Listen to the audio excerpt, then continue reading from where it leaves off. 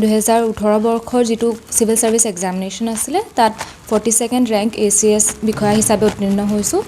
মই graduation cotton কলেজৰ পৰা পাছ কৰিছিলোঁ 2014ত। তাৰপিছত মই IIT গুৱাহাটীৰ পৰা ডেভেলপমেণ্ট ষ্টাডিজত মাষ্টাৰ ডিগ্ৰী কৰিলোঁ। তাৰ পিছৰ পৰাই মই সিভিল সাৰ্ভিস এক্সামৰ কাৰণে প্ৰিপেয়াৰ কৰি আছিলোঁ আৰু এইটো মোৰ ছেকেণ্ড এটেম্পটত মই ACS ৰেংক 42 পাইছোঁ। মই প্ৰিপেৰেশ্যন ফাৰ্ষ্ট মই মাষ্টাৰ্ছৰ পিছত দিল্লী গৈছিলোঁ।